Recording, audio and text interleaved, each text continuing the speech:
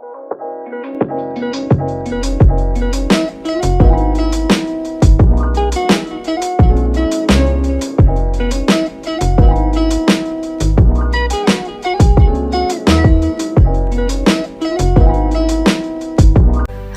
DNA merupakan bagian penggandaan rantai ganda DNA.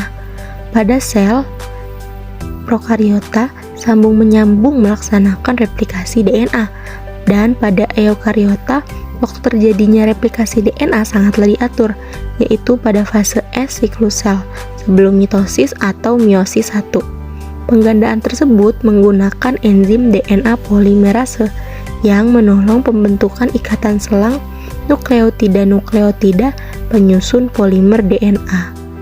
Mekanisme replikasi bahan genetik memang sangat kompleks dan melibatkan banyak protein dengan masing-masing peranan spesifik. Protein-protein yang terlibat di dalam proses replikasi bahan genetik dikode oleh gen-gen yang terdapat di dalam bahan genetik itu sendiri. Dan secara umum, replikasi bahan genetik merupakan proses pengkopian atau penggandaan rangkaian molekul bahan genetik DNA atau RNA sehingga dihasilkan molekul anakan yang sangat identik. Struktur dasar dan pasang basa DNA. Struktur DNA berupa double helix yang terdiri dari dua untai rantai polimer DNA yang saling berpasangan secara komplementer. Struktur dasar pasang basa komplementer tersebut penting untuk diperhatikan dalam mempelajari mekanisme replikasi DNA. Untuk susunan komplementer, dari basa DNA terdiri dari pasangan satu basa purin dengan satu basa primidin. Basa purin terdiri dari adenin A dan guanin G, sedangkan primidin terdiri dari sitosin C dan trimin T. Pada RNA, trimin diganti oleh urali atau U. Template penyalinan DNA. Dasar dari penyalinan DNA adalah penyocokan pasangan basa DNA dari template atau DNA induk. Pada tahap awal, struktur double helix akan dipisahkan dari masing-masing untaian tunggal, akan menjadi template atau DNA induk. Basa G akan berpasangan dengan basa C yang baru, dan basa T hanya akan berpasangan dengan basa A yang baru. Dengan demikian, masing-masing helai DNA akan menjadi dasar salinan template untuk dibentuknya helai komplementer DNA yang baru.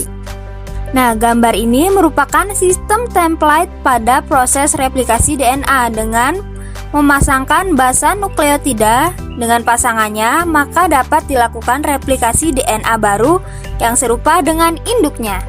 Model replikasi DNA.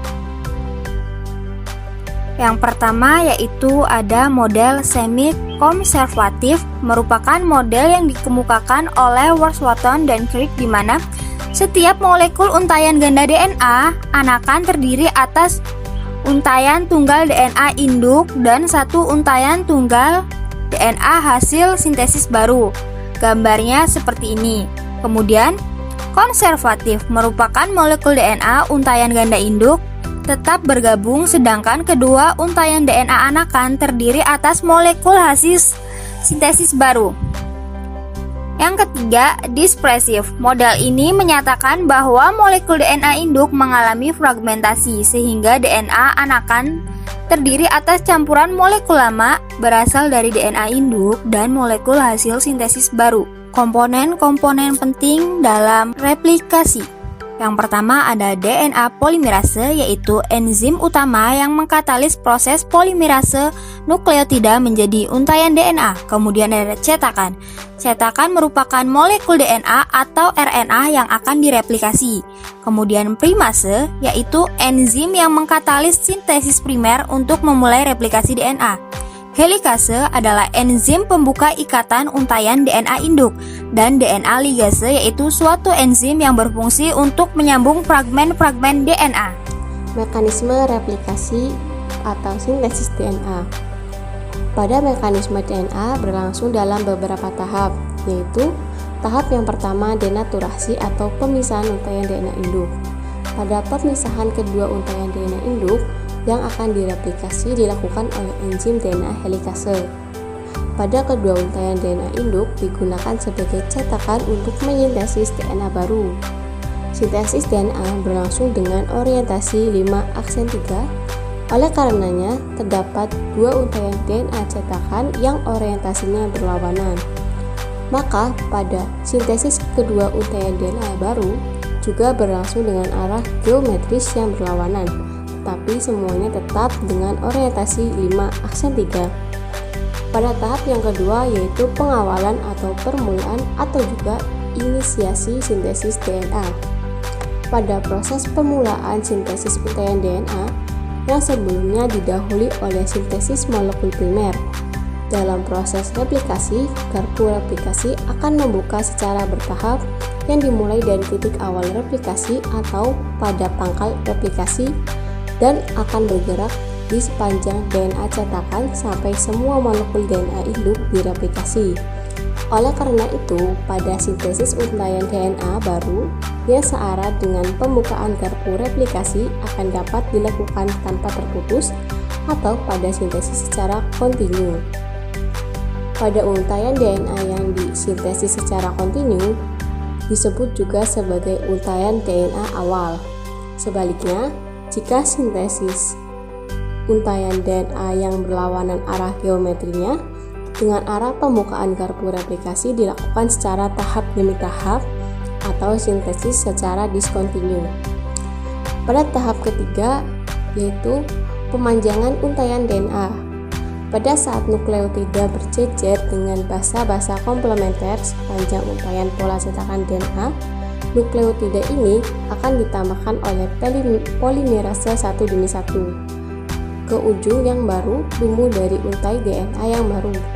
Pada laju pemanjangannya kurang lebih 500 nukleotida per detik pada bakteri dan 50 per detik pada sel-sel manusia.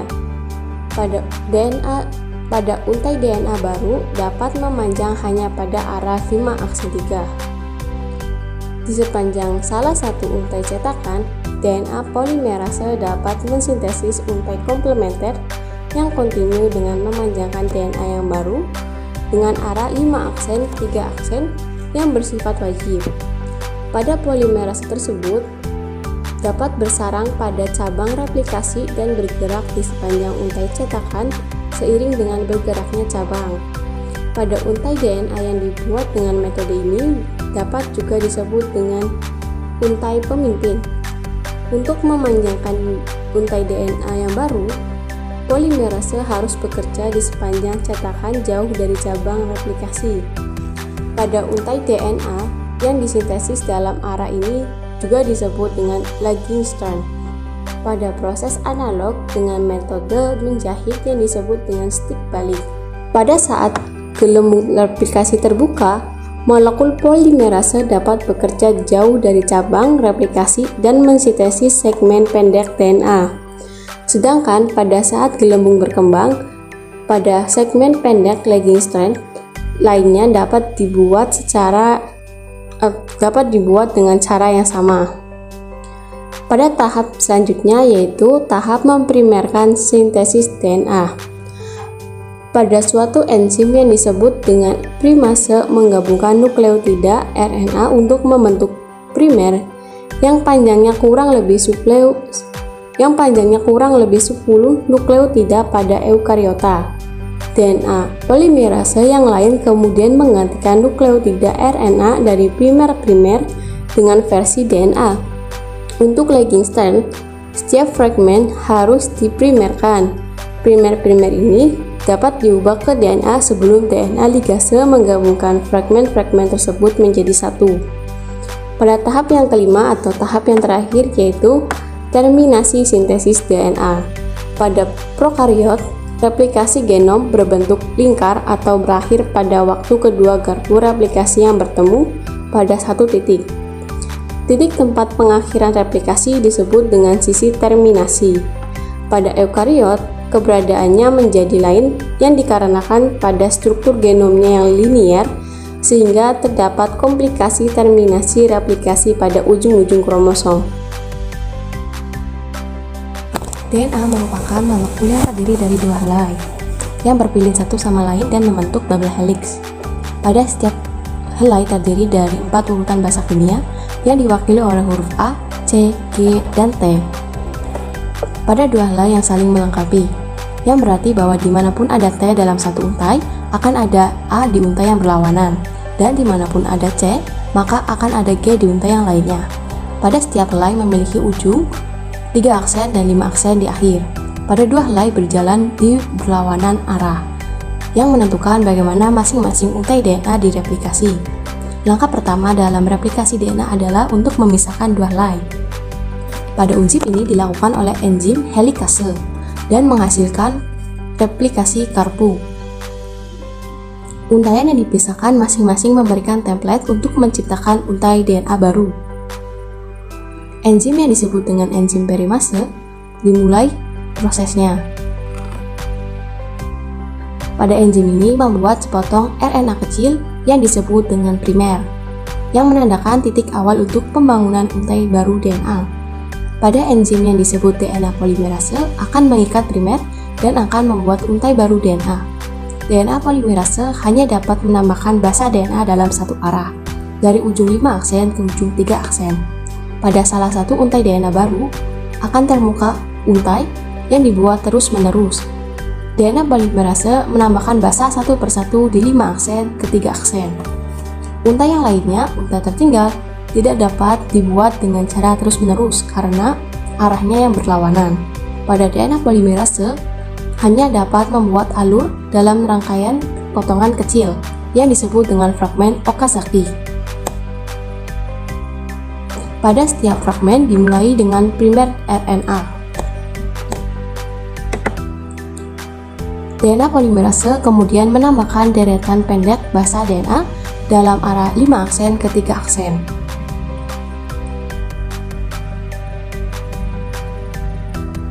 Pada primer berikutnya kemudian ditambahkan lebih lanjut bahwa untai yang tertinggal pada fragmen Okazaki lain kemudian dibuat dan proses ini diulang lagi.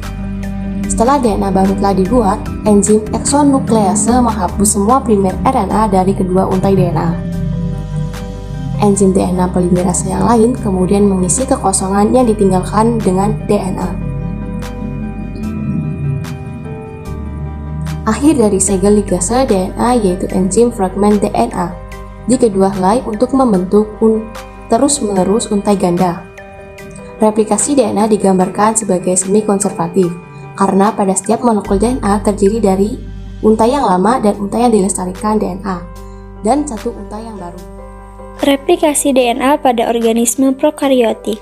Replikasi molekul DNA dimulai pada tempat-tempat khusus yang disebut pangkal replikasi atau origin of replication.